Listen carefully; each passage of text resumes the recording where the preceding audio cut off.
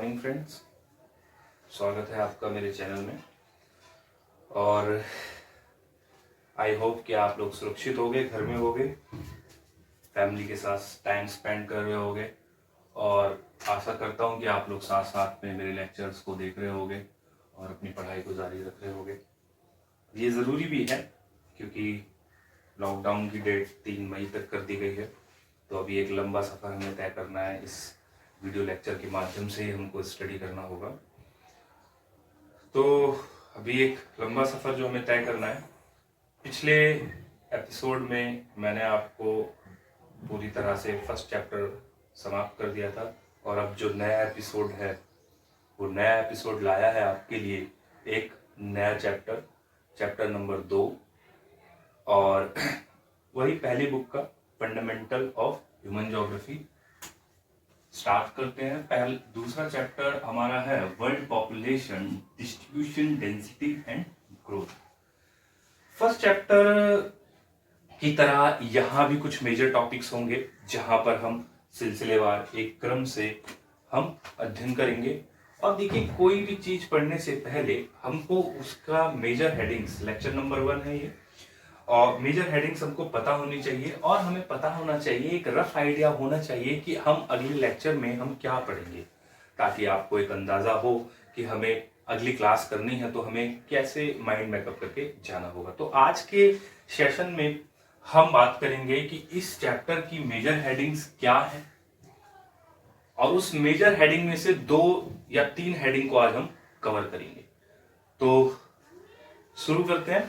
शुरू करने से पहले बता दूं, आप लाइक कीजिए, सब्सक्राइब कीजिए और कमेंट कीजिए। बताइए कमेंट करके लेक्चर कैसा लग रहा है, ठीक है। तो चलिए शुरू करते हैं हम लोग।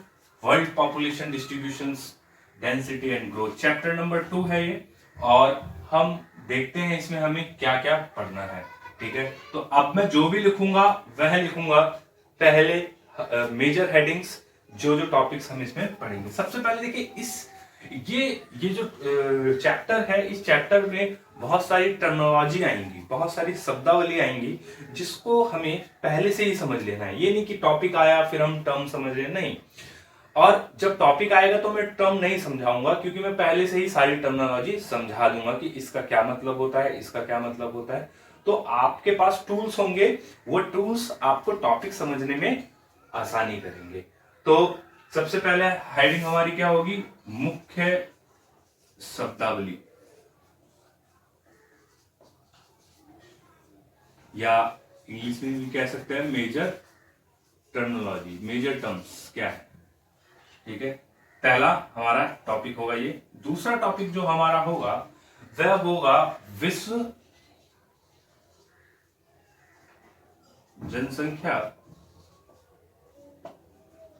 जनसंख्या वितरण का प्रारूप।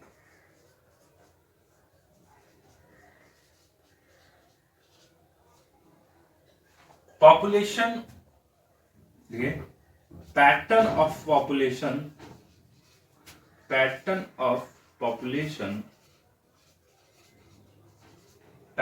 पॉपुलेशन डिस्ट्रीब्यूशन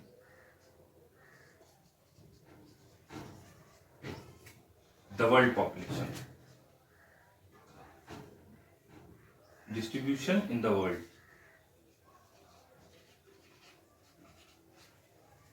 ओके, अगला हमारा जो हेडिंग होगा वो होगा special pattern of population change, या हम कह सकते हैं जनसंख्या की।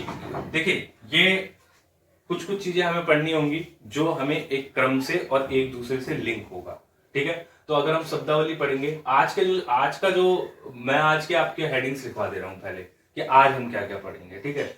अगला थर्ड टॉपिक हम क्या पढ़ेंगे? पहले हम शब्दावली पढ़ेंगे, फिर उसके बाद हम करेंगे विश्व जनसंख्या का वितरण कैसा है, कहां पर जनसंख्या कम है, कहां पर जनसंख्या ज्यादा है।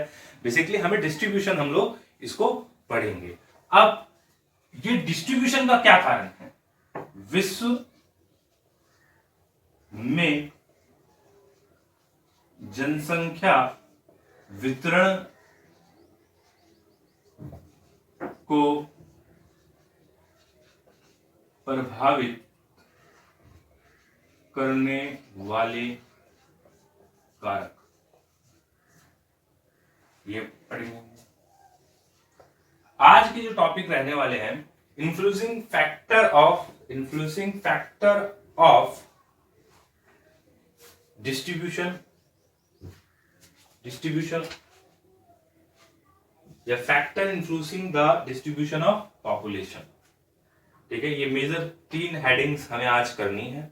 ठीक है, इसके अलावा पूरे जो चैप्टर में रहेगा वो अभी हम देख लेते हैं और क्या क्या हम इस चैप्टर के अंदर पढ़ेंगे। ठीक है, इसके अलावा हम पढ़ेंगे माइग्रेशन, प्रवास जिसे हम कहते हैं। 5वीं जनसंख्या वृद्धि, पॉपुलेशन ग्रोथ।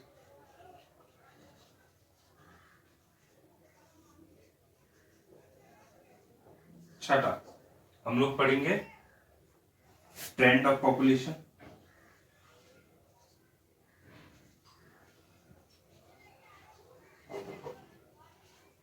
इसके बाद हम पढ़ेंगे special pattern of population change,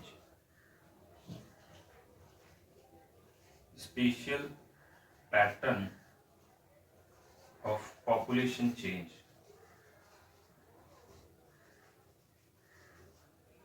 ठीक है, अगला हम पढ़ेंगे इम्पैक्ट ऑफ पॉपुलेशन चेंज।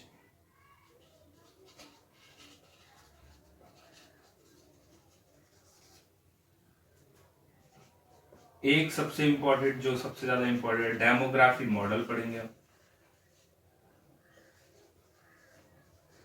जिसे हम कहते हैं जनन के संक्रमण सिद्धांत। फिर population control measures, population control measures कि ये 10 हेडिंग है जो हमें यहां पे पढ़नी है।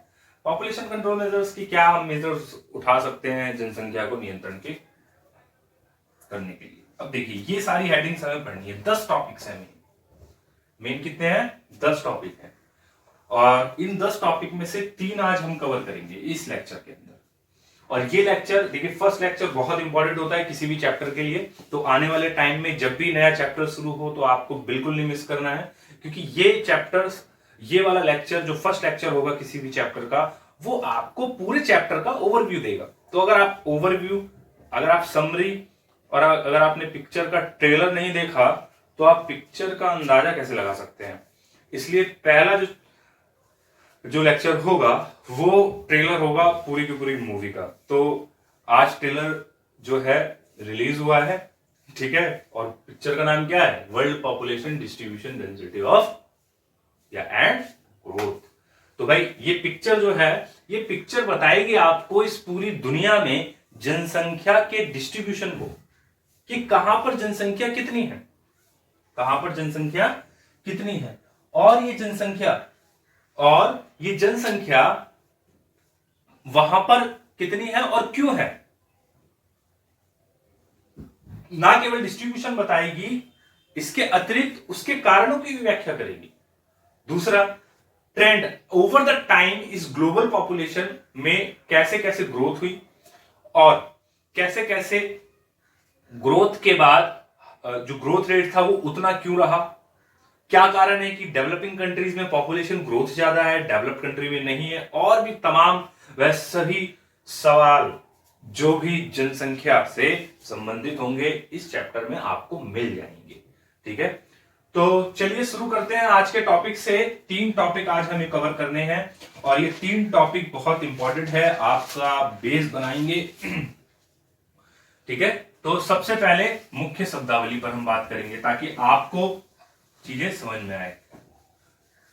चलिए, तो आज हम शुरू करते हैं नया चैप्टर और नया टॉपिक, मुख्य शब्दावली। ठीक है, देखिए इसमें बहुत ज्यादा समझने वाली बात है, ये टेक्निकल चीजें होंगी जो आपको समझनी है। सबसे पहले हम बात करते हैं, देखिए ये तीनों का अर्थ समझना है आपको। जैसा कि मैं हमेशा समझाता हूं आपको, जब भी चैप्टर शुरू होता है उस चैप्टर का, या फिर जब भी मैं आपको नया टॉपिक समझाता हूं, सिखाता हूं, तो आपको हमेशा मैं बताता हूं वो जो हेडिंग है, आप उसको हेडिंग का मतलब समझे पहले। तो सबसे पहले इस ये जो चैप्टर का नाम है इसको समझिए। डिस्ट्रीब्यूशन का क्या अर्थ है, डेंसिटी का अर्थ क्या है, ग्रोथ का अर्थ क्या है। ठीक है, तो सबसे पहले हम डिस्ट्रीब्यूशन से शुरू कर लेते हैं। भाई डिस्ट्रीब्यूशन क्या है, पहली पहली मुख्य शब्दावली क्या है, मेजर टर्म्स क्या है। डिस्ट्रीब्यूशन, डिस्ट्रीब्यूशन का मतलब है कि पूरे के पूरे विश्व में कहां पर कितनी जनसंख्या निवास कर रही है, कितनी जनसंख्या रह रही है, वही क्या है, वितरण। अगर उस जनसंख्या का रहना और उस जनसंख्या का जो अनुपात है वो ज्यादा है या कम है, इवन है या ऑड है, समझ रहे कि नहीं, वो विषम रूप से प्रसारित है, वो बहुत ऑड, जो पूरी तरह से ऑड है, मतलब कि आप देखते हैं कहीं पर ज्यादा है डिस्ट्रीब्यूशन, एक ही जगह पर बहुत ज्यादा है, और कहीं देखते हैं थार मरुस्थल खाली पड़ा हुआ है जहां कोई है ही नहीं। तो डिस्ट्रीब्यूशन का मतलब है वितरण, हिंदी में जिसे हम कहते हैं वितरण का अर्थ है कि कितनी जनसंख्या किस स्थान पर निवास कर रही है, यह है वितरण। समझ गए होंगे आप लोग डिस्ट्रीब्यूशन का मतलब। ठीक है, डेंसिटी का मतलब क्या है, घनत्व, जनसंख्या घनत्व का। ठीक है, जनसंख्या घनत्व का मतलब क्या है, समझेंगे इसको हम। देखिए, जनसंख्या घनत्व का मतलब है 1 किलोमीटर वर्ग में रहने वाले कुल निवासी, 1 किलोमीटर वर्ग में रहने वाले निवासी कि एक स्क्वायर किलोमीटर है, इसमें कितने लोग रह रहे हैं, ये क्या है, डेंसिटी ऑफ पॉपुलेशन। ठीक है, ये लीजिए, डेंसिटी भी खत्म हो गया। पॉपुलेशन ग्रोथ क्या है, ठीक है, पॉपुलेशन ग्रोथ क्या है। देखिए, जब हम कहते हैं ना जनसंख्या वृद्धि, जनसंख्या वृद्धि का मतलब बढ़ना नहीं है। यहां पर दो समय अंतराल के बीच, यहां पे देखेंगे दो समय बिंदुओं के बीच, क्या लो, दो समय बिंदुओं के बीच, दो समय बिंदुओं के बीच एक निश्चित भूभाग पर, एक निश्चित भूभाग पर, एक निश्चित भूभाग पर जनसंख्या में होने वाले परिवर्तन, जनसंख्या में होने वाले परिवर्तन, ये इंपॉर्टेंट है। परिवर्तन पे कह रहा है वो, वृद्धि का मतलब बढ़ना नहीं कह रहा है। डेफिनेशन क्या बोल रही है, डेफिनेशन बोलती है कि जब दो समय बिंदु में, दो चीजें देखिए आप, two time periods, two point of time and a certain surface, एक निश्चित सरफेस, एक निश्चित सरफेस, और क्या, जनसंख्या में परिवर्तन। अब देखिए, परिवर्तन यहां वर्ड है, चेंज है यहां पर।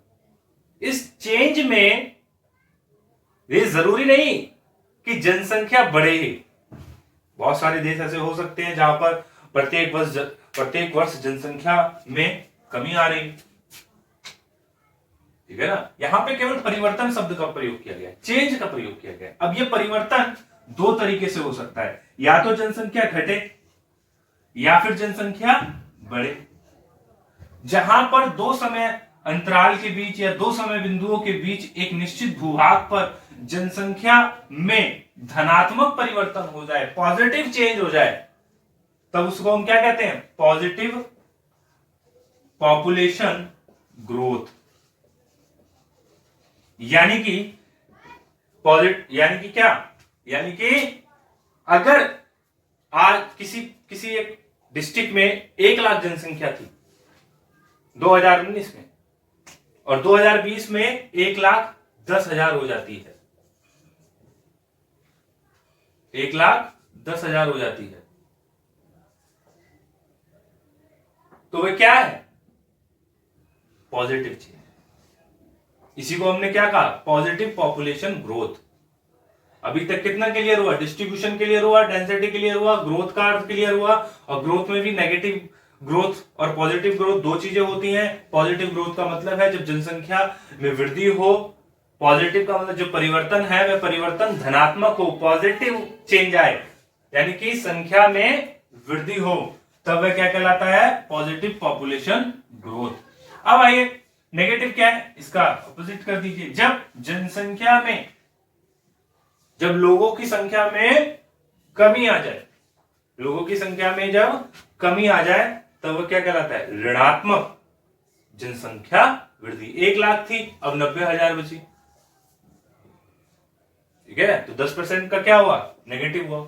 ये स्टेज आती है ज्यादातर यूरोपियन कंट्रीज में, ठीक है, वहां पे डेवलपमेंट का वो लेवल पहुंच जाता है जहां पर वह क्या, जन्म दर जो है, बर्थ रेट जो है वह कम हो जाता है और डेथ रेट अधिक हो जाता है। तो वहां पे हम देखते हैं नेगेटिव है।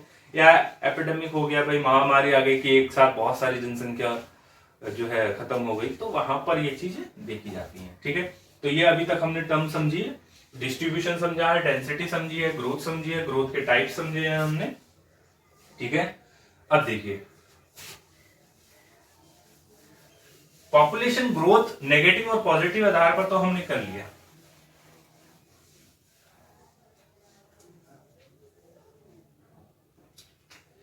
पॉपुलेशन ग्रोथ को कैसे मेजर करते हैं? देखिए पॉपुलेशन ग्रोथ को हम दो भागों में मतलब इसके अंदर, इसके हम कह सकते हैं कंपोनेंट, हम क्या कह सकते हैं इसको ना, घटक। पॉपुलेशन ग्रोथ के कंपोनेंट, 3 कंपोनेंट होते हैं पॉपुलेशन को हम जब मेजर करते हैं, ठीक है। पहला होता है सीबीआर, दूसरा होता है सीडीआर, तीसरा होता है माइग्रेशन। तीसरा क्या होता है? माइग्रेशन, ठीक है। अब इन तीनों के आधार पर ही, इन तीनों को ही माइनस प्लस करके ही हम किसी भी जनसंख्या को कैलकुलेट करते हैं, ठीक है। अब सीबीआर क्या होता है, सीडीआर क्या होता है, इसको भी समझ लेते हैं। सीडीआर और सीबीआर क्या होता है, ठीक है। सीबीआर का मतलब है क्रूड बर्थ रेट, शोधित जन्म दर। आपकी पुस्तक में भी, आपकी किताब में भी देखा होगा आपने, अशोधित जन्म दर लिखा होगा। सीबीआर का मतलब क्या है?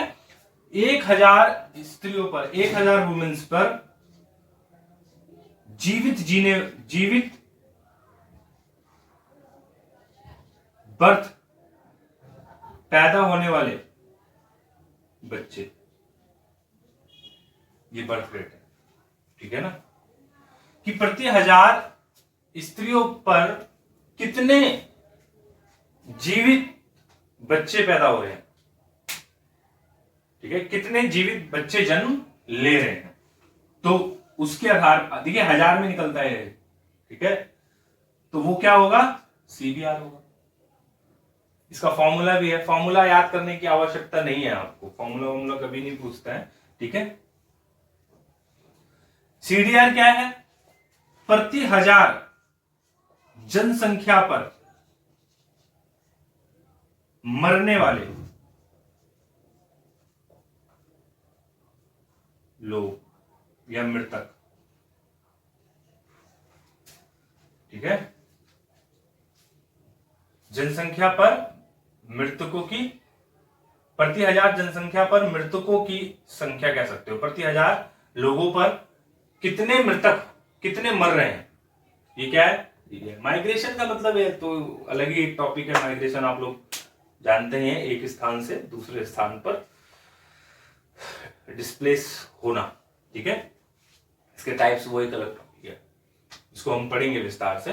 तो भाई अब देखिए, अब इसमें भी दो ग्रोथ निकलती हैं। एक होती है natural growth, population growth, natural population growth, एक होती है एक्चुअल पॉपुलेशन ग्रोथ। अब अगर हमें किसी स्थान की पॉपुलेशन ग्रोथ निकालेंगे, नेचुरल का मतलब है जहां पर बाहर के लोग नहीं आ रहे, माइग्रेट होकर नहीं आ रहे, या वहां से माइग्रेशन जो लोग गए हैं हम उसको कैलकुलेट नहीं करेंगे, ठीक है। यानी कि जहां पर हम माइग्रेशन को हटा दें, ठीक है, तो क्या birth rate minus death rate, birth rate minus death rate is equal to birth rate minus death rate is equal to natural growth. यानी कि जहां पर हम माइग्रेशन को इंक्लूड ना करें, बस इन दोनों से हम बर्थ रेट से और डेथ रेट से हम लोग क्या करते हैं, केवल जनसंख्या को नाप दें, ठीक है। एक्चुअल में क्या होता है, एक्चुअल में ये ऐसे ही रहेगा, बर्थ रेट माइनस बीआर का मतलब बर्थ रेट है, डेथ रेट डीआर लिख रहा हूं मैं, डॉक्टर नहीं है यहां पर। Birth rate minus death rate plus अप्रवास, जो लोग आए हैं, माइनस उत्प्रवास, इमिग्रेंट और माइग्रेंट, ठीक है, दो वर्ड है। जहां पर हम बर्थ रेट में से माइनस कर दे डेथ रेट और प्लस कर दे जो लोग आए हैं और माइनस कर दे जो लोग यहां से जाएंगे, तो क्या निकलेगा, तब हमारी एक्चुअल पॉपुलेशन ग्रोथ निकलती है। इसको एग्जांपल से समझेंगे तो अच्छा आसानी से समझ में आएगा। जैसे देखिए दिल्ली में रहते हैं, दिल्ली का उदाहरण सब समझेंगे। दिल्ली में क्या है, दिल्ली में नेचुरल पॉपुलेशन ग्रोथ बहुत कम है। अगर यहां के लोगों पे हम बात करेंगे तो यहां पर नेचुरल पॉपुलेशन ग्रोथ बहुत कम है, या एक्चुअल पॉपुलेशन ज्यादा है, क्योंकि यहां पे क्या है, माइग्रेशन ज्यादा होता है। लेबर मजदूर लोग आ रहे हैं, यहाँ सर्विस करने आ रहे हैं, कई लोग यहाँ पढ़ाई करने के लिए आ रहे हैं, यहाँ मेडिकल सुविधाओं को लेने के लिए आ रहे हैं, तो यहाँ पर एक्चुअल पॉपुलेशन ग्रोथ ज्यादा है तुलनात्मक नेचुरल ग्रोथ में। और अगर रूरल एरिया में चले जाएं हम, जहां से लोग माइग्रेट होकर यहां आ रहे हैं, वहां पर हम क्या देखेंगे, नेचुरल ग्रोथ ज्यादा है, ठीक है ना, वहां पे जन्म दर और मृत्यु दर को ही केवल इंक्लूड करते हैं। तो ये था हमारे टाइप्स ऑफ पॉपुलेशन, ठीक है। तो भाई ये ही केवल ये हमारी मेजर जो शब्दावली है वह क्लियर हो गई है, मेजर टर्म्स क्लियर हो गई हैं। इसमें अगर आपको दिक्कत होगी तो कमेंट बॉक्स में जाइए, प्रॉब्लम्स लिखिए, अदरवाइज मुझको व्हाट्सएप से पर्सनली मैसेज कीजिए कि ये टर्म हमें समझ में नहीं आई है तो हमें बताइए, ठीक है। चलिए अब हम शुरू करते हैं population, pattern of population distribution in the world, जो हमारा दूसरा टॉपिक था। Pattern of population distribution,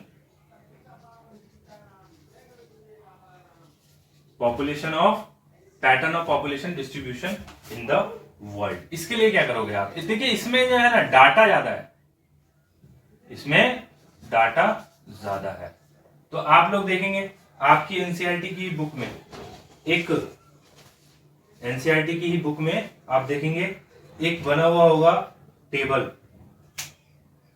page number 9 पर, जिसके अंदर महाद्वीप के कॉन्टिनेंट वाइज पॉपुलेशंस को दिखा रखा होगा, और एक टर्म और लिखी होगी कि इस दुनिया में, इस पूरे ग्लोब पर 90% पॉपुलेशन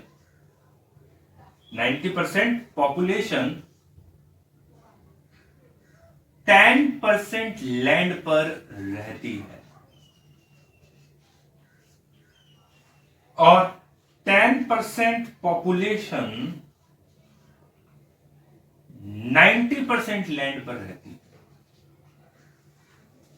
ये जो लाइन है ना, यहां ये क्वेश्चन नहीं, बस यहां लिख देगा, स्पष्ट करें,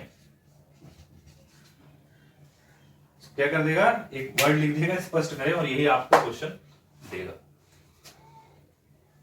ठीक है ना।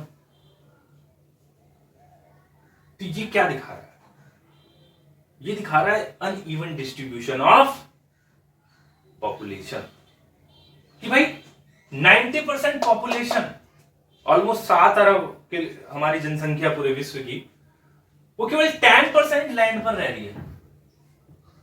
इसका मतलब इस 10% लैंड पर रिसोर्सेस का कितना ज्यादा कंज्यूम कर रहा है मानो, इस 10% लैंड पर पॉल्यूशन कितना है, इस 10% लैंड पर कितनी ज्यादा इकोनॉमिक एक्टिविटीज हो रही हैं। तो ये आप देखिए, और जबकि 10% पॉपुलेशन कितने उस पर रह रही है लैंड पर, 90% पर, ठीक है ना। तो ये अनइवन डिस्ट्रीब्यूशन को दिखा रहा है, अनइवन डिस्ट्रीब्यूशन को दिखा रहा है ये वाला टर्म, ठीक है। अभी देखेंगे हम अनइवन डिस्ट्रीब्यूशन कैसे है, ठीक है।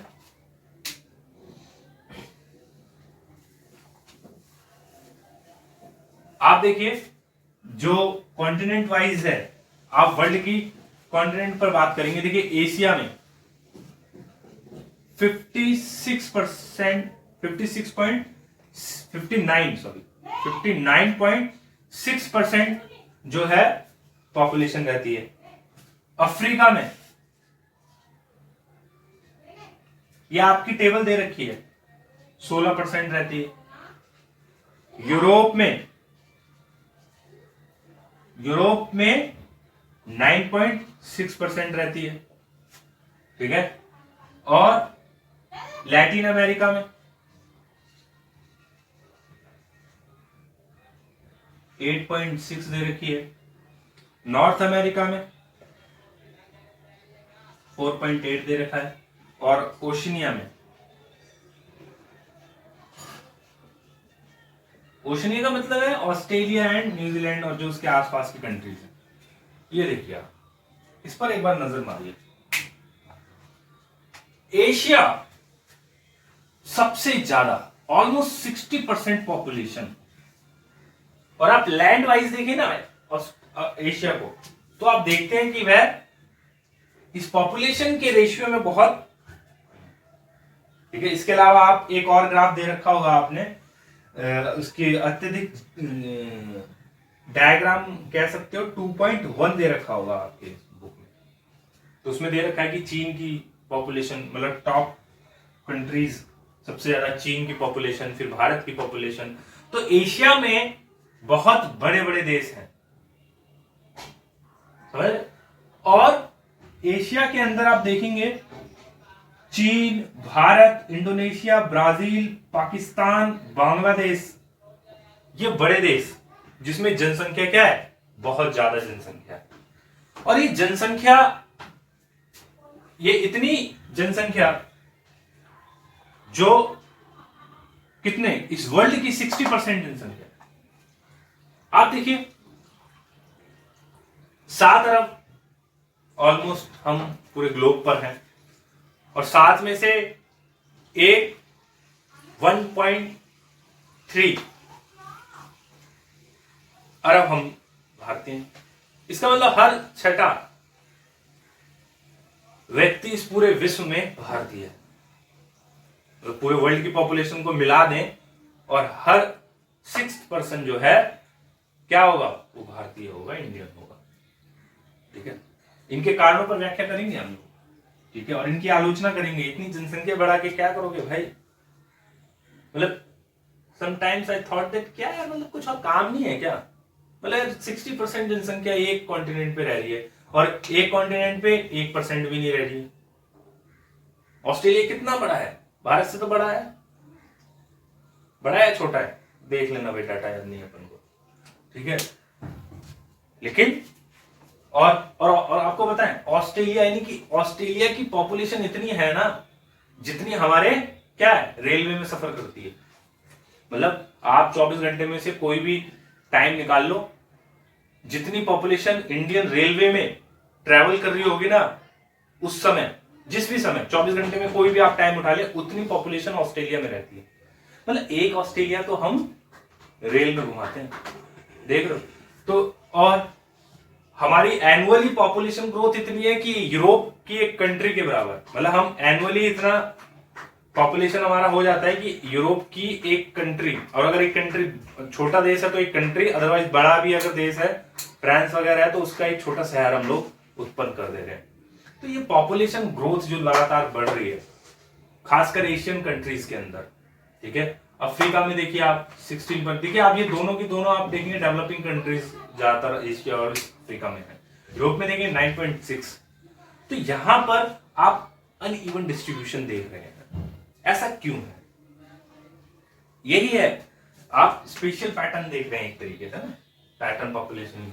तो ये कारण क्या है, और यही आगे आने वाला हमारा टॉपिक है कि अनइवन डिस्ट्रीब्यूशन क्यों है। तो चलते हैं हम अगले टॉपिक की तरफ, ठीक है। और आपको इसमें डाटा वाटा आप लोग इसको एनालिसिस करना है आपको अपने स्तर पर। आपको बता दें कि जो 60% जनसंख्या है, बता दिया मैंने आपको, जो 59.9 है, जो 60% वर्ल्ड की 60% पॉपुलेशन 10 देशों में रहती है। मतलब अगर हम हाईली पॉपुलेटेड जो है ऊपर के 10 रैंक वाले देशों को उठा लें तो 60% पॉपुलेशन कवर हो जाएगी। यानी इन देशों को हटा दें तो आधी से ज्यादा दुनिया की जनसंख्या कम हो जाएगी। ये 10 देश है केवल। अब ये 10 देश कौन से आप खुद जान जाओगे, ठीक है ना। यहाँ पे क्या व्याख्यान, हम क्या व्याख्या करें बताइए, ठीक है। और ये दबाव है। देखिए जनसंख्या, हम कहते हैं ना ह्यूमन रिसोर्स, ह्यूमन जनसंख्या वृद्धि का होना समस्या नहीं है, that is the resource of any country. But ये रिसोर्सेस कब तक होंगे, जब तक आप उनके अनुरूप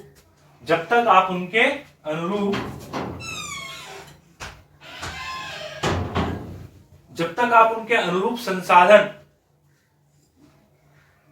उपलब्ध करा पाएंगे, जब तक आप उनके स्किल्स के लिए पॉलिसी बना पाएंगे, जब तक हम उनको एजुकेशन दे पाएंगे, जब तक हम उनको स्किल्स दे पाएंगे, जब तक हम उन्हें रोजगार दे पाएंगे, तब तक वो हमारे लिए रिसोर्सेज हैं। लेकिन जब जनसंख्या रिसोर्सेज के परे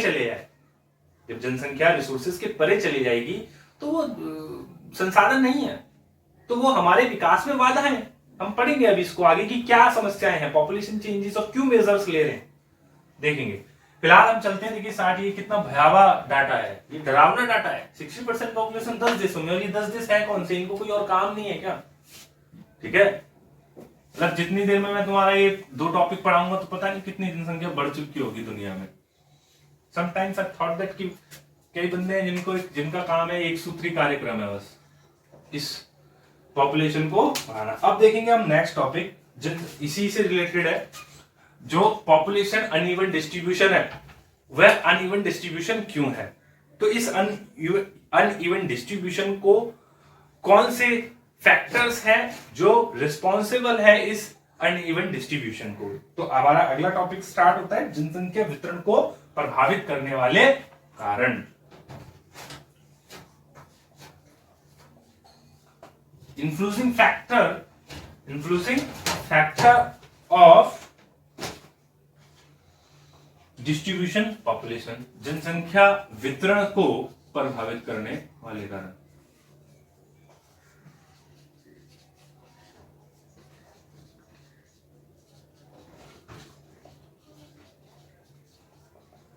तो ये एक अलग हमारा आज का टॉपिक है जिसमें हम बात करेंगे, और ये टॉपिक सीबीएसई का फेवरेट भी है। यहां से क्वेश्चन आते हैं, हमेशा आए हैं, और पिछली बार लास्ट टाइम भी आए, और उससे लास्ट टाइम भी आए। तो ये टॉपिक, अगर ये इस चैप्टर में से अगर क्वेश्चन बनेगा तो सबसे पहले एग्जामिनर यहां से क्वेश्चन बनाने की कोशिश करेगा, ठीक है। और बहुत इजी है ये, और इसलिए बहुत आसान इजी होता है, तो एग्जामिनर को भी लगता है कि ये क्वेश्चन दे दिया जाए। लेकिन इस क्वेश्चन के डेप्थ को समझना है, और इस क्वेश्चन में जो पॉइंट्स आएंगे उसको ध्यान से समझना है हमें, ठीक है।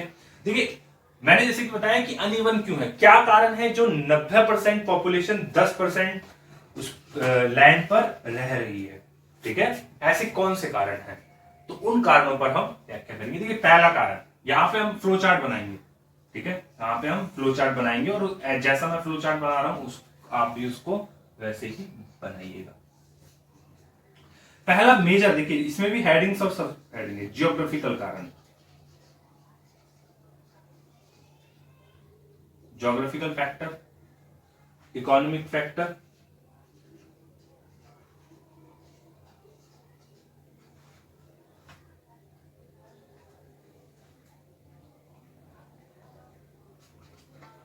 सोशल एंड कल्चर,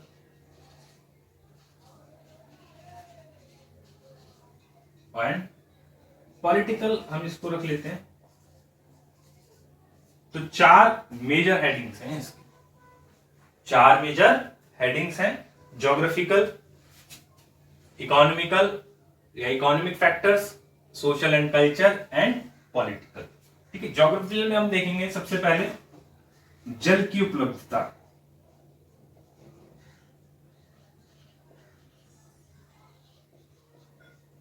ये आपके एनसीईआरटी में दे रखे हैं, या आपके एनसीईआरटी में दे रखे हैं, लैंड फॉर्म्स, उच्चावच। थर्ड वन इज जलवायु, क्लाइमेट एंड सॉइल। ये 4 पॉइंट्स हैं इसके अंदर, सब हेडिंग्स हम जिसे कह सकते हैं। में हम देखेंगे, पहला है खनिज मिनरल्स, दूसरा है औद्योगिकरण,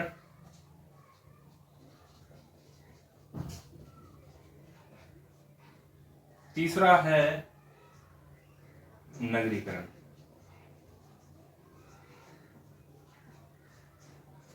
सोशल पॉलिटिकल, ये अपने आप में हम इसको ब्रीफली या रनिंग में लिख सकते हैं, और इसके अंदर जब मैं चर्चा करूंगा तो इसमें कुछ पॉइंट्स हम उसी समय में लिख लेंगे। ठीक है, वैसे हम इसको कोशिश करेंगे कि रनिंग में ही लिखा जाए। तो ये आपने देखे, ज्योग्राफिकल में जल की, भौगोलिक कारक में हम देखेंगे जल की उपलब्धता है, उच्चावच है, जलवायु है और सॉइल है। इकोनॉमिक में खनिज है, औद्योगिकरण है, नगरीकरण है, सोशल एंड कल्चर, सांस्कृतिक और सामाजिक सांस्कृतिक, और फिर एक राजनीतिक कारण। तो ये 4 मेजर हेडिंग्स हैं और इन दोनों के सब हेडिंग्स हैं। ठीक है, मैं आशा करता हूं कि आप लोगों ने लिख लिया होगा। अब हम चलते हैं, एक एक करके हम इसको पढ़ते हैं। ठीक है, देखिए इनको पढ़ेंगे हम लोग। जल की उपलब्धता।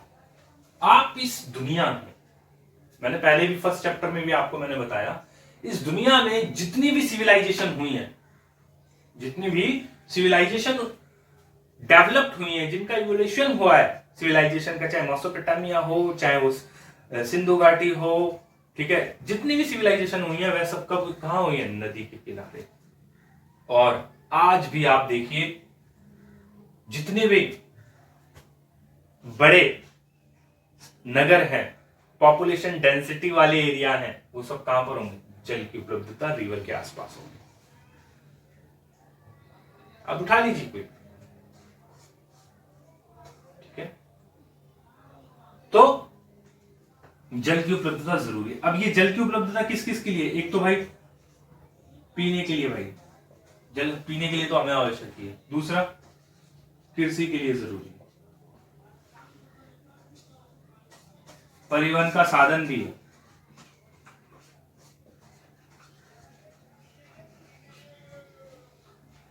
जल की जहां पर उपलब्धता रिवर्स होती है वहां पर क्या होती है? उपजाऊ भूमि होती है। ये कीवर्ड्स है, ठीक है ना। अगर रिवर्स के आसपास सिविलाइजेशन डेवलप्ड हो रही है, उसके पीछे रीजन से यही है कि उनको ये सारी सुविधाएं मिल रही हैं और वह वहां पर कृषि कर पा रहे हैं, वह वहां पर कृषि कर पा रहे हैं। इसके अलावा वह कृषि के अंदर पशुपालन इंक्लूड ही है। छोटे मोटे उद्योगों को स्थापित कर सकते हैं, कुटीर उद्योग। तो वो कहीं ना कहीं जल की उपलब्धता जीवन को चलाने के लिए बहुत ज्यादा जरूरी है, जीविकोपार्जन के लिए जरूरी है। तो ये जरूरी है कि जहां पर जल की उपलब्धता होगी वहां पर पॉपुलेशन डेंसिटी ज्यादा होगी, जनसंख्या घनत्व ज्यादा होगा, जनसंख्या वहां पे ज्यादा लोग रह रहे होंगे। इसी प्रकार से उच्चावच में यह बात क्लियर है कि जहां पर कॉम्प्लेक्स टोपोग्राफी है, पर्वतीय क्षेत्र हैं जो भी, वहां पर जनसंख्या का घनत्व निम्न होगा, क्योंकि यहां पर्वतीय क्षेत्रों पर परिवहन का संजाल, ट्रांसपोर्ट ग्रिड बनाना बड़ा मुश्किल होता है। Transport, communications, infrastructure, industrial establishment, educational institutions, ये सारे के सारे डेवलप करना पर्वतीय क्षेत्रों पे बड़ा मुश्किल होता है। कॉम्प्लेक्स टोपोग्राफी में बहुत ज्यादा मुश्किल होता है। इसका एग्जांपल आप भारत से ही देखें, कश्मीर में आप देखें, उत्तरांचल में देखें, हिमाचल में देखें, उतने ज्यादा इंडस्ट्रियल डेवलपमेंट नहीं हो पाया है, उतने ज्यादा इंफ्रास्ट्रक्चर डेवलप नहीं हो पाया है। कारण वहां बहुत ज्यादा जो इकोलॉजिकल फ्रजाइल है, वहां पे लैंडस्लाइड, अनस्टेबिलिटी ज्यादा है, जिसकी वजह से वहां पर लोगों की जो घनत्व है वो, जबकि इसके विपरीत मैदानी भागों में अगर हम देखें, मैदानी भागों में कृषि करना आसान है। ठीक है, जहां जनसंख्या ज्यादा है ना, वो बेसिक चीजों पर अट्रैक्ट हुई है, बहुत बड़ी चीजें नहीं, जो नेचर ने बनाया उन चीजों से अट्रैक्ट है। ठीक है, मैदानी क्षेत्रों में कृषि ज्यादा है, आसान है, और ये परिवहन संजाल, ट्रांसपोर्ट सिस्टम बनाना बहुत आसान है, उद्योगों को स्थापित करना आसान है। ऑब्वियसली उद्योगों से निकलने वाला प्रोडक्शन आप दूसरे स्थान पे, मार्केट पे, बाजार पर बेचना है, बाजार तक पहुंचाना है, तो उसके लिए परिवहन की सुविधाएं अच्छी होनी चाहिए, स्मूथ होनी चाहिए। लेकिन पर्वतीय क्षेत्रों पर तो ये पॉसिबल नहीं है ना। गंगा का मैदान, पूरा का पूरा उत्तरी मैदान आप देखिए सबसे ज्यादा जनसंख्या घनत्व वाला है, और आप देखेंगे अधिक जनसंख्या वाले क्षेत्र पूरे के पूरे वह पूरा गंगा का मैदान है।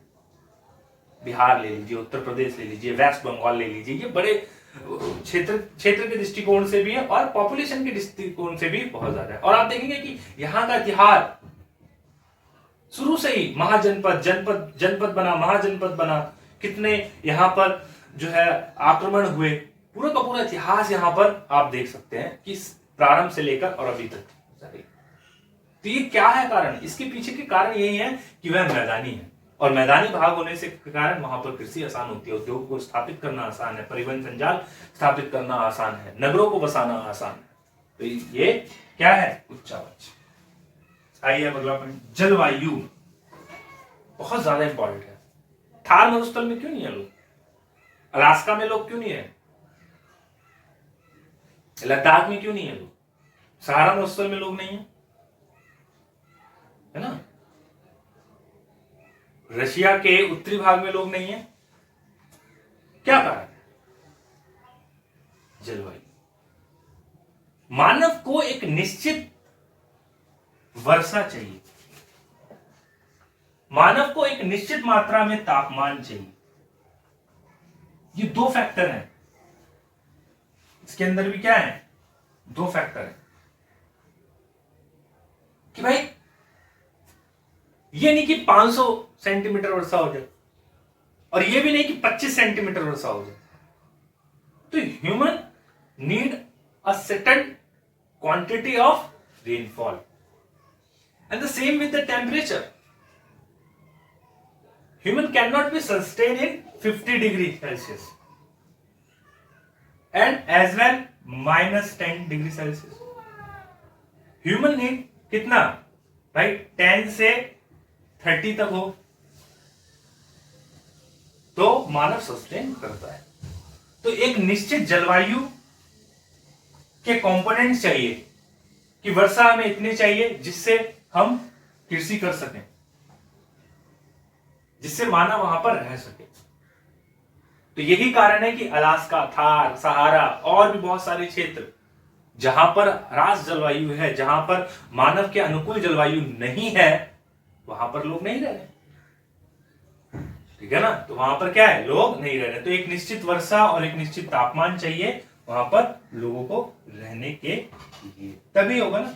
नहीं तो भाई बहुत ज्यादा तापमान होगा तब भी लोग नहीं रहेंगे, बहुत कम तापमान होगा तो भी लोग नहीं रहेंगे। ठीक है?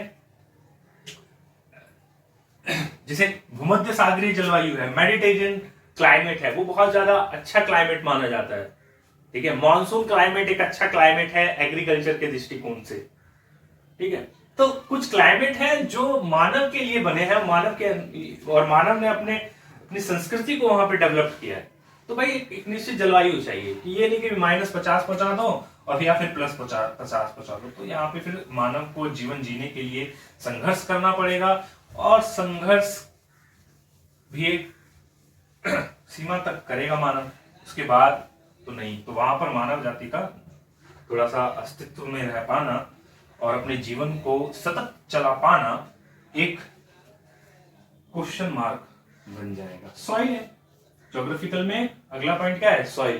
भाई ये तो बहुत जरूरी है, क्योंकि मानव को खाना है खाना, मानव को क्या करना है? फसल उगानी है भाई, कृषि करनी है। क्योंकि मानव क्या है? भाला लेकर अब तो नहीं जाएगा ना, कब तक हिरण को मार के जीवन जिएगा भाई? उसको स्टेबिलिटी चाहिए, उसको निश्चित समय में एक निश्चित अनुपात में उत्पादन चाहिए। कृषि उत्पादन चाहिए, तो उसके लिए क्या करना है? कृषि के लिए क्या होना चाहिए? मृदा होनी चाहिए। मतलब कृषि के लिए बहुत सारी चीज होनी चाहिए भाई, वर्षा भी होनी चाहिए, एक निश्चित तापमान होना चाहिए, लोग भी होने चाहिए, यंत्र भी होना चाहिए, ठीक है, ये सब होना चाहिए। मगर सबसे इंपॉर्टेंट ये तो हो, थार मरुस्थल में नहीं रह रहे, तापमान तो एक कारण है ही, मृदा भी एक कारण है, वहां पे फसल नहीं हो रही। अलास्का में ग्लेशियर में कहां से तुम जो है फसल क्रॉप्स उगाओगे भाई? नहीं हो पाएगा। फिर अगर जहां क्रॉप्स नहीं होगी तो क्या करेगा इंसान? तब क्या करेगा? तो जरूरी है कि फर्टाइल सॉइल होना चाहिए। सॉइल नहीं, केवल उपजाऊ मृदा होनी चाहिए। गंगा का मैदान इसका बहुत शानदार एग्जाम्पल है। जलोढ़ मृदा, पर्वतीय क्षेत्रों से नदियों के द्वारा लाई गई मृदा, जिसमें जो खनिज हैं, पोषक तत्व हैं, उपजाऊपन है, वो अपनी चरम सीमा पर है और इतना अच्छे से यहां पर उत्पादन होता है। एक साइंटिफिक सर्वे के अकॉर्डिंग आपको पता है कि गंगा का मैदान पूरे विश्व को खाना खिला सकता है, इतना ज्यादा प्रोडक्शन, अगर हम उसको ऑप्टिमम यूज करें। अच्छा फर्टिलाइजर, अच्छे यंत्र, स्टोरेज फैसिलिटीज, ये सारी की सारी सुविधाएं अगर हम अच्छे से प्रोवाइड करें वहां के कृषकों को, तो हम पूरे वर्ल्ड को खाना खिला सकते हैं, पूरे वर्ल्ड का प्रोडक्शन कर सकते हैं। बट वो अलग रीजन है, उस पर चर्चा हम बाद में करेंगे, ठीक है। तो भाई ये है एक सॉरी का, आप देखिए ना, अब लॉकडाउन हो गया है, अभी भी हमारे पास इतना भोजन है कि हमें एक साल तक अगर लॉकडाउन रहेगा तो भी हम खा सकते हैं। तो इतना सारा अनाज कैसे हो पा रहा है? क्योंकि हमारे पास फर्टाइल सॉइल है, एक बहुत बड़ा भूभाग है फर्टाइल सॉइल का, ठीक है। चलिए, और इतिहास में इसी चीज के लिए लड़ाई हुई है भाई, इस सॉइल के लिए लड़ाई हुई है। लोग अब सबसे पहले बंगाल को, ब्रिटिश सरकार ने बंगाल को कब्जा किया। क्यों किया? सबसे ज्यादा फर्टाइल, सबसे ज्यादा रेवेन्यू आ रहा है मृदा के कारण, सॉइल, तापमान अच्छा है, वर्षा 200 से 400, तो इतना ज्यादा रेवेन्यू आ रहा है बंगाल से, सबसे ज्यादा वो बंगाल कवर कर रहे हैं। उपजाऊ मृदा, फर्टाइल सॉइल के लिए लड़ाइयां हुई है विश्व इतिहास में, ना केवल भारत के इतिहास में। फिर वहां से वो लोग आगे की तरफ गए, सॉइल पर लड़ाई हुई है, पूरा इतिहास सॉइल पे लिखा गया, तो सॉइल बहुत ज्यादा इंपॉर्टेंट है। अब आते हैं हम आर्थिक कारकों पे। ये कारक थोड़े से इससे ऊपर चले गए हैं। खनिज, औद्योगिकरण और नगरीकरण।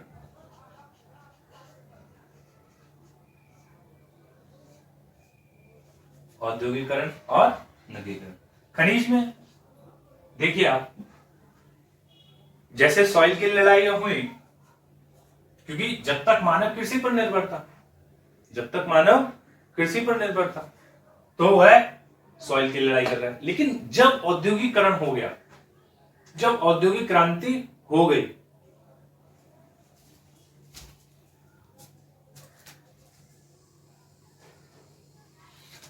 जब औद्योगिक क्रांति हो गई, तब ये तीनों के तीनों फैक्टर काम। औद्योगिक क्रांति से पहले कोई नहीं पूछ रहा है मिनरल्स को, सब क्या कर रहे हैं? जीवन यापन करने के लिए कृषि कर रहे हैं, कुटीर उद्योग, कॉटेज इंडस्ट्री कर रहे हैं, ठीक है, और जो भी पदार्थ है, रसायन पदार्थ वगैरह है, उनको बना रहे हैं और अपने छोटी दूरी को कवर करके वह छोटा मोटा व्यापार कर रहे हैं। औद्योगिक क्रांति के बाद खनिज पर लड़ाई होने लगी। आप देखेंगे बड़े बड़े क्षेत्र जहां पर खनिजों की के जो भंडार हैं वो हैं, ठीक है, जहां पर मिनरल स्टोरेज है तो हम देखेंगे कि वहां पर क्या शुरू होता है, वहां उद्योग स्थापित होने लग जाते हैं, वहां पे खनन क्रिया स्टार्ट होने जाती है। और जहां पे उद्योग और खनन क्रिया होंगे वहां पे क्या होगा, लोगों का प्रवास होगा। लोगों का प्रवास क्या करेगा, जनसंख्या को बढ़ाएगा, सिंपल, ठीक है ना।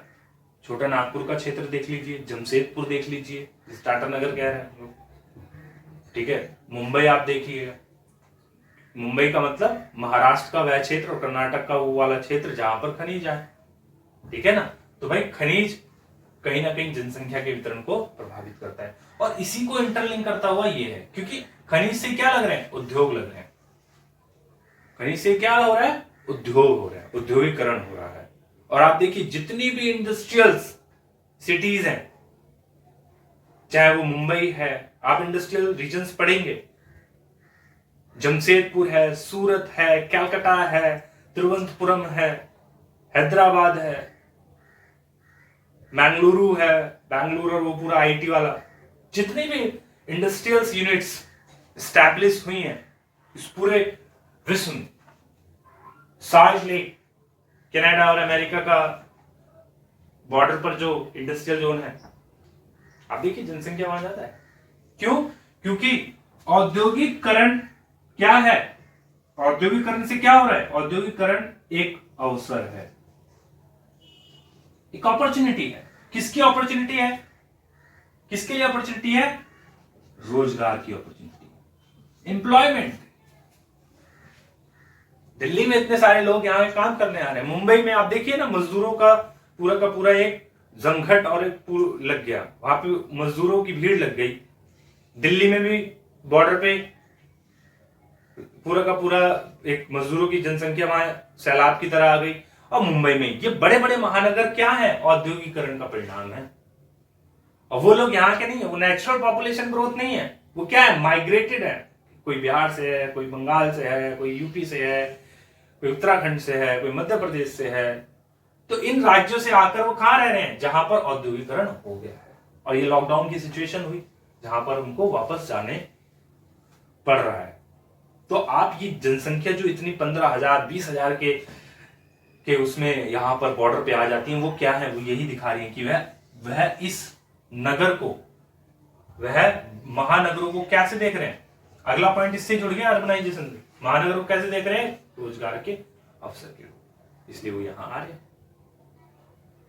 अब गांव में नहीं है, ग्रामीण क्षेत्रों में जनसंख्या का वितरण उतना और डेंसिटी उतनी ज्यादा नहीं है, ठीक है। यही है नगरीकरण। आओ अगला आ गया, नगरीकरण क्यों, नगर में क्यों आ रहे हैं, सुविधा के लिए।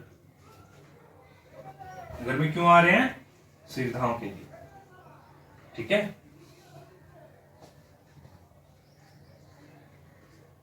शिक्षा के लिए, कैसी सुविधाएं, स्वास्थ्य सुविधा, शिक्षा की सुविधा,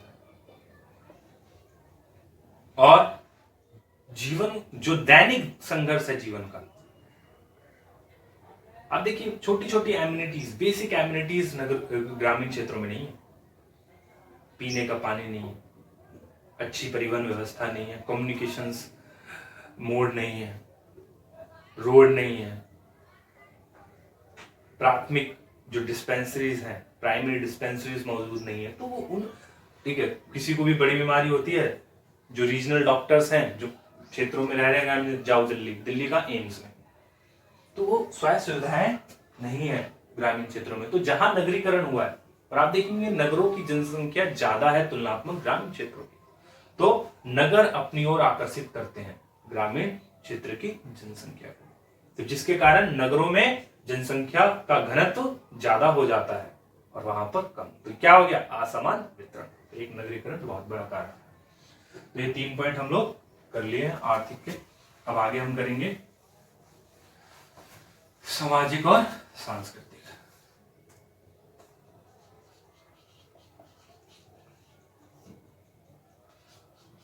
राजनीति की भी हम यहाँ पे बात कर लेंगे, राजनीतिक कारण की, पॉलिटिकल एंड सांस्कृतिक।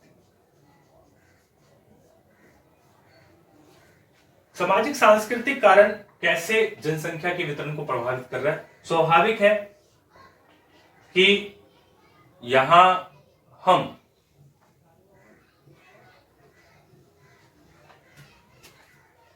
सेम कल्चर परिदृश्य सिनेरियो, एक धर्म का व्यक्ति, मान लीजिए एक पर्टिकुलर एक्स रिलीजन को मानने वाला व्यक्ति, जिस एक्स रिलीजन वाले व्यक्तियों के समूह में ही अपने आप को सुरक्षित महसूस करता है। ठीक है ना? जैसे मान लीजिए हम बात करते हैं कि कोई एक्स रिलीजन को मानने वाला है,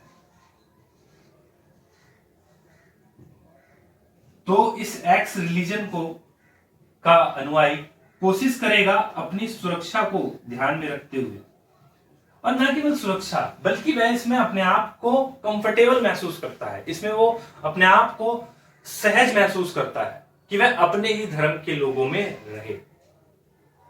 तो ये एक सांस्कृतिक कारण। और आप देखेंगे जितने भी प्राचीन नगर बने हैं, जितने भी प्राचीन एंशिएंट सिटीज हैं, वो सारी की सारी धर्म के आधार पर बनी है। मथुरा, इलाहाबाद, प्रयागराज जिसे हम कहते हैं,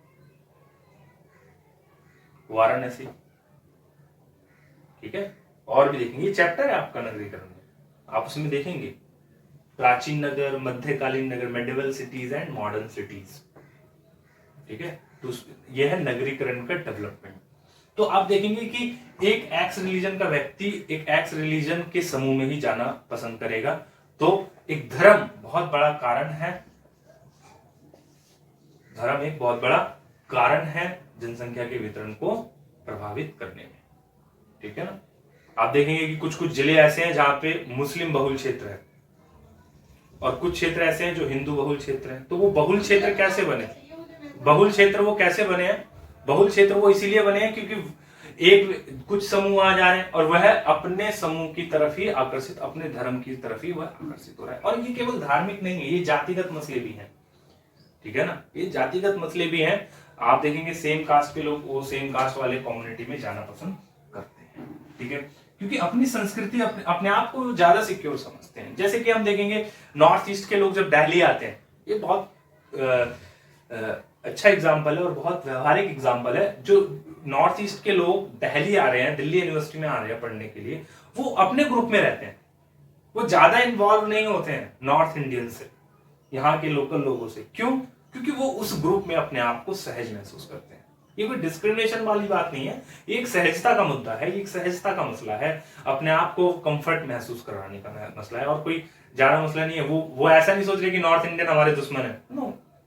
या हम भी ऐसा नहीं सोच रहे हैं कि भाई नॉर्थ ईस्ट हमारे, वो हम लोग हमारे ही भाई बहन है, हम लोगों के ही वो अंश है कहीं ना कहीं। तो वो एक क्या कहते हैं, पॉलिटिकल ऐसा कुछ नहीं है, बस वो एक इंडिजीनियस उनको लगता है, अंदर से उनको लगता है कि हम अपने ग्रुप में, अपनी कम्युनिटी में सुरक्षित हैं। तो कहीं ना कहीं जनसंख्या के वितरण को प्रभावित करने सामाजिक और सांस्कृतिक कारक भी हैं। राजनीतिक कारण बहुत बहुत ज्यादा है। राजनीतिक कारण जैसे कि आप देखेंगे जिन क्षेत्रों पे आतंकवाद जैसी प्रवृत्तियां हैं, जिन क्षेत्रों में राजनीतिक अस्थिरता है,